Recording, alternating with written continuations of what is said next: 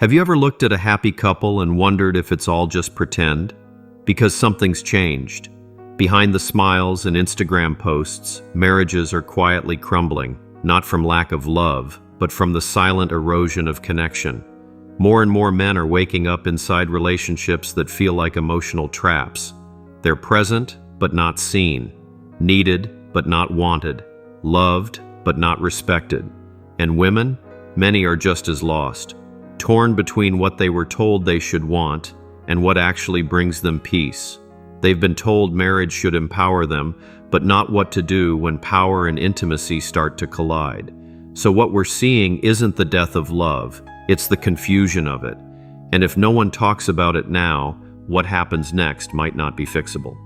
Because beneath the surface of modern marriage, there's tension no one admits. It's not about cheating, it's not even about fighting. It's about a quiet war of expectations. Many modern women were taught to seek more success, more independence, more emotional validation. But they were never taught how to balance that hunger with partnership. They were told they could have it all.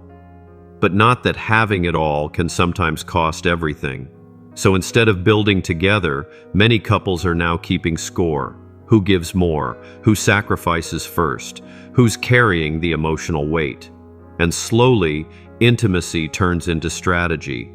Affection turns into leverage. Love becomes conditional. It's not that women don't want love, it's that they've been conditioned to distrust it, to see vulnerability as weakness and dependence as danger. And men? They're left trying to connect with someone who's always half somewhere else. And when that emotional distance becomes the norm, you stop talking about problems and start living inside them. Modern women have more freedom than ever before, but somehow many feel less fulfilled. Not because they're ungrateful, but because they're overwhelmed. They're managing careers, expectations, appearances, while quietly wondering why none of it feels like enough. And in that confusion, the relationship suffers. They begin to question their partner, not realizing it's the pressure they feel that's warping the lens. Suddenly, he's not supportive enough, not driven enough, not emotionally tuned enough. But the truth is, no man can fill a void that was created by societal contradiction. So she pulls away, he shuts down, and what was once a connection becomes a cold coexistence. And when both partners feel unseen, the marriage becomes a stage play no one enjoys. For men, the pressure is different.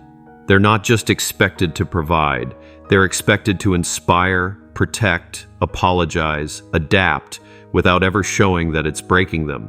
They carry the unspoken burden of being the stable one, the one who doesn't crack, the one who listens, absorbs, fixes, without asking for much in return. Over time, this emotional imbalance corrodes everything. It's not the arguments that wear men down. It's the constant feeling that they are never enough and never allowed to be tired. So they grow quiet, not out of bitterness, but out of emotional fatigue so deep, even silence feels like self-defense. And here's the part no one wants to admit.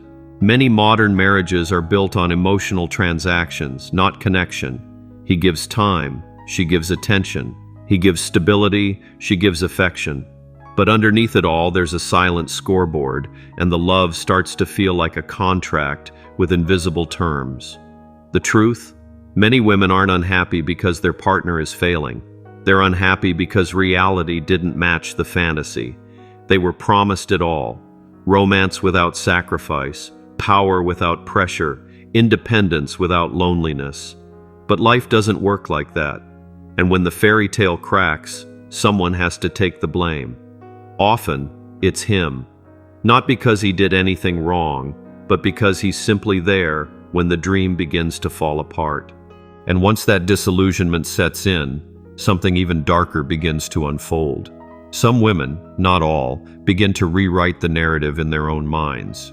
He's not supportive. He's emotionally unavailable. He's not tired. He's selfish. He's not quiet.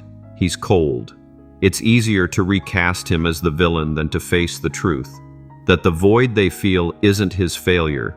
It's the result of chasing a version of life built on unrealistic ideals. Modern culture has quietly fed this idea that men are obstacles to fulfillment, that partnership is a burden unless it meets every emotional need, that happiness is a right and discomfort is oppression. So now, even good men aren't enough, because no man can compete with a fantasy shaped by entitlement, fear, and half-truths. And in that distortion, love turns into resentment. And once you see it, you can't unsee it. You begin to realize you were never truly asked to be a partner. You were asked to be a mirror, reflecting back everything she wanted to believe about herself. Validation without limits, support without boundaries, presence without needs. But a man can't thrive where he's only tolerated. He can't lead where he's constantly questioned. And he can't love freely where everything he gives is never quite enough. So he stops trying. Not because he's weak, but because he's finally strong enough to walk away from a system designed to drain him. And in that moment, he doesn't hate her. He just finally remembers himself. And maybe that's the real turning point. Not when he stops loving her, but when he starts choosing peace over proof. You don't have to argue anymore. You don't have to convince someone you're worthy of respect. You don't even have to fix it all. You just have to stop betraying yourself to keep something that's already gone. So if no one's told you lately, your silence doesn't make you weak. Your distance isn't cruelty. Sometimes it's survival. Sometimes it's wisdom. Now it's your turn. I want to know, have you ever stayed in a relationship longer than you should have, just to avoid feeling like the bad guy? Drop your thoughts in the comments. I want to hear your truth.